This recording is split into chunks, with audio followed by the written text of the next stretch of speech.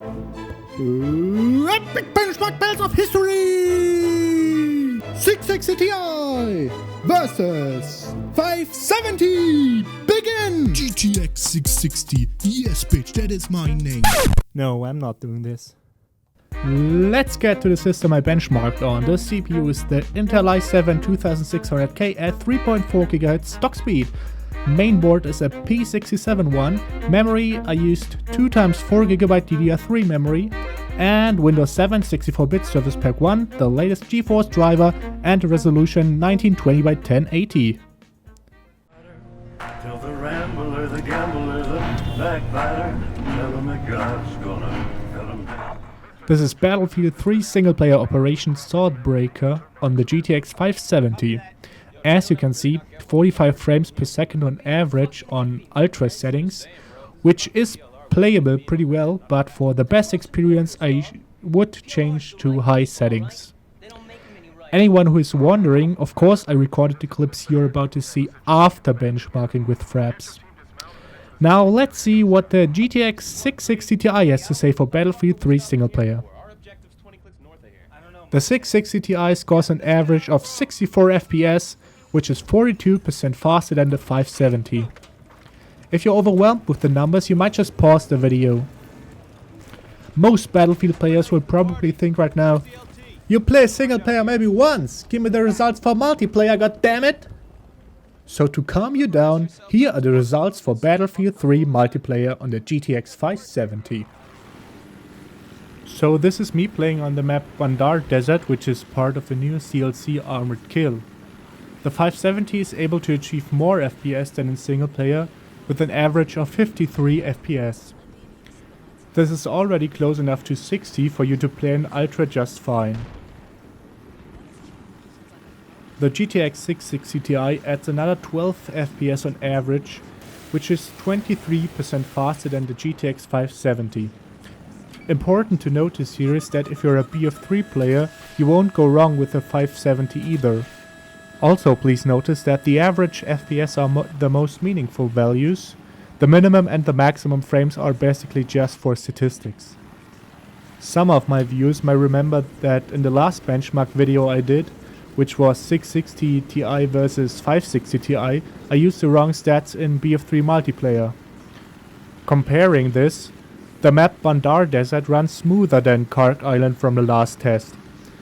This may be a coincidence or just better optimization, because most people notice an FPS increase after the Back to Karkand DLC came out too. Next up is the good old Crysis 1. The 570 with its 32 FPS on average makes it hard to enjoy the game on very high settings. Most people will say that 30 FPS are the minimum requirement for a game to appear fluent, so it's barely above that. 43 frames per second for the GTX 660 Ti are a little bit better, but still no comparison to fluent 60 FPS gaming. This means a 34% advantage for the Kepler card. This benchmark sequence once again shows that Crysis is still very heavy on the GPU. You would have to turn down anti-aliasing or the details on both cards to properly play Crysis. Now we got Rockstar's GTA 4. I probably won't include this game in the next benchmark battle, because most new cards can run it easily over 60 FPS.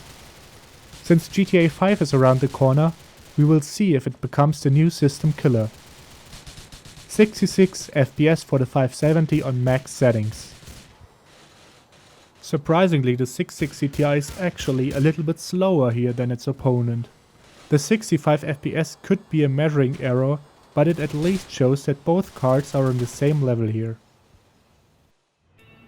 Arma 2 and the DayZ mod are displayed at 46 FPS by the 570, which on its own would be playable, but I would turn down some effects, because in my opinion the engine offers so many different settings you won't even notice in the game. As in GTA, both cards are pretty equal in Arma 2. 50 FPS for the 660 Ti, which is only a 9% advantage. The other thing Metro 2033 is one of the most famous GPU killers. This apocalyptic game only scores 25 frames per second on the 570, which is sadly not playable anymore. It's comforting to know that the game still looks awesome with lower settings. The 660 Ti also has to surrender to the game. 33 FPS is not a satisfying frame rate. This clip was recorded from the demo of the game. Okay, we're coming to an end here. This is Skyrim, which I will not continue like GTA because it runs way too good on both cards. I could also install some mods from the Steam Workshop to increase the graphics and lower the FPS. And the 570 scores 83 FPS. Here again the 660 Ti with a marginal difference of 2%. Since we're in the area of 80 to 90 FPS, no one will notice this difference.